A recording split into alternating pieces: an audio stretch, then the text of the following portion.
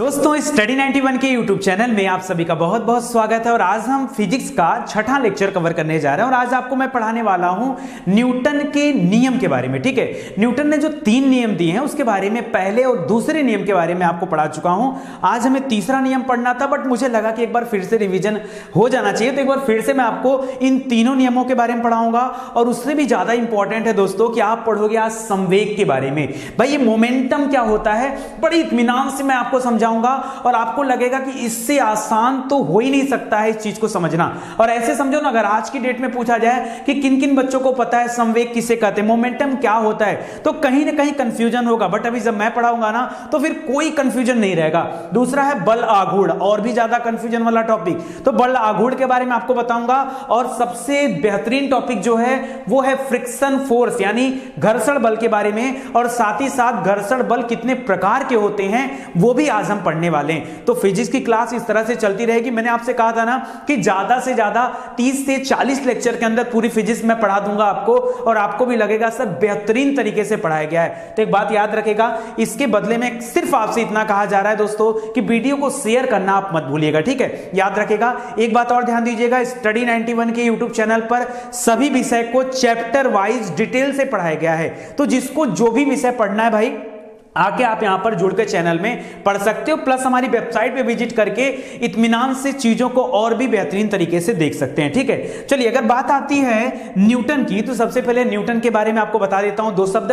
कहा कि न्यूटन ने सबसे पहले 1687 ईस्वी में क्या किया था, न्यूटन ने अपने गति विषय के 3 नियमों का प्रतिपादन किया था। और उन्होंने एक बुक लिखा था जिसका नाम क्या था, प्रिंसिपिया। क्या नाम था, प्रिंसिपिया। इसी बुक में न्यूटन के तीनों नियम प्रकाशित किए गए थे। ठीक है, और उसी 3 नियम को हम लोग पढ़ने वाले हैं। अब न्यूटन के गति विषयक का प्रथम नियम क्या कहता है, यहां पे मैं पहला दूसरे में बहुत ज्यादा फोकस नहीं कर रहा हूं क्योंकि आपको बड़े इत्मीनान से पढ़ाया हूं। ठीक है, तो बड़ा समय देकर पढ़ाया हूं, यहां पे सिर्फ मैं आपको रिवाइज करा रहा हूं। ठीक है, कह रहा न्यूटन के गति विषयक का प्रथम नियम, कह रहा इस नियम के अनुसार यदि कोई वस्तु विरामावस्था में है तो वह विरामावस्था में ही रहेगा, और यदि कोई वस्तु एक समान गति कर रहा है तो एक समान गति ही करता रहेगा जब तक कि उस पर कोई बाह्य बल न लगाया जाए। दोस्तों इसी नियम को जड़त्व का नियम भी कहते हैं, इसी को गैलीलियो का नियम भी कहते हैं। चलो ये तो रही न्यूटन ने अपनी बात का, मैं उनकी बात को थोड़ा सा विस्तार में आपको समझा देता हूं। दोस्तों अगर मैं मान लूं, जैसे इस बोर्ड की बात कर दूं, ये बोर्ड यहां पे स्थिर है, यहां पे मेरे सामने चेयर रखा है, ये चेयर स्थिर है। चेयर कब गतिशील होगा, जब उस पर कोई बाह्य बल काम करेगा। अरे कोई व्यक्ति जब चेयर को खींच के लेके जाएगा तभी ना चेयर हिलेगा। यहां मेरे साइड में ये बुक्स रखी हुई है। ठीक है, तो ये जो बुक है दोस्तों, ये बुक कैसे मूव करेंगी, जब इनको कोई लेके आएगा, मूव कराएगा तभी मूव करेंगे ना। यानी सिंपल सी, यहां पर न्यूटन ने यह बात कहा कि यदि कोई वस्तु विरामावस्था में है तो विराम रहेगा, यदि कोई वस्तु गतिशील अवस्था में है तो गतिशील ही रहेगा, जब तक कि कोई अलग से कोई बाह्य बल न कार्य करे। ठीक है, मान लो कोई चीज गतिशील अवस्था में जा रहा है तो जब तक कोई रुकावट नहीं होगा, जब तक कोई अलग से फोर्स नहीं लगेगा, तब तक वह चीज गतिशील ही रहेगा।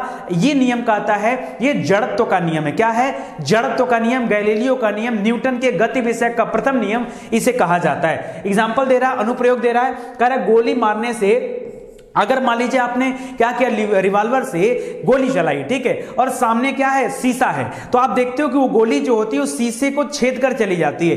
दूसरा ऑप्शन है, आपने एक बड़ा सा पत्थर उठाया, पत्थर के टुकड़े से उस शीशे पर प्रहार किया, पूरा शीशा फूट जाता है। दोस्तों गोली से क्या हुआ, क्योंकि गोली में वेग था, इसलिए वेग की वजह से वो शीशा में एक छेद करके निकल गया।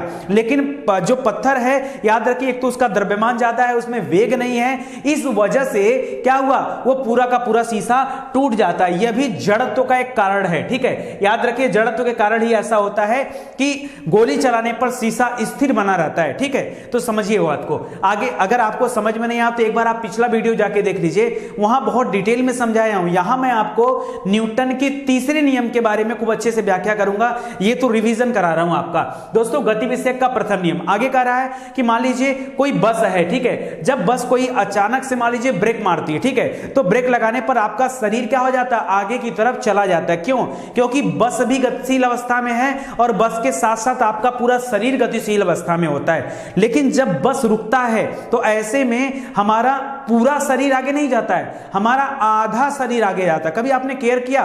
पूरा शरीर आगे नहीं जाता है, आधा शरीर आगे जाता है। दोस्तों ये आधा शरीर जब आगे जाता है तो ऐसा क्यों होता है?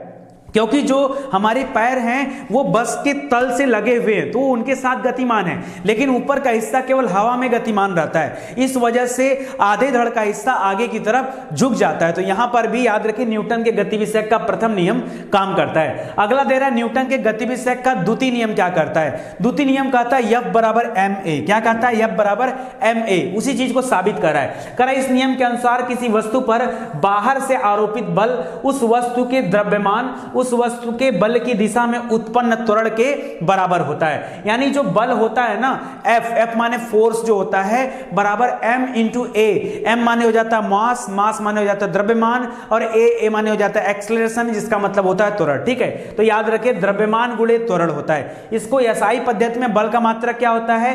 किलोग्राम मीटर प्रति सेकंड स्क्वायर। इसी को दोस्तों न्यूटन के नाम से जाना जाता है, तो याद रखिएगा न्यूटन। दोस्तों सीजीएस पद्धति में आएंगे तो वहां पर बल का मात्रक क्या होता है?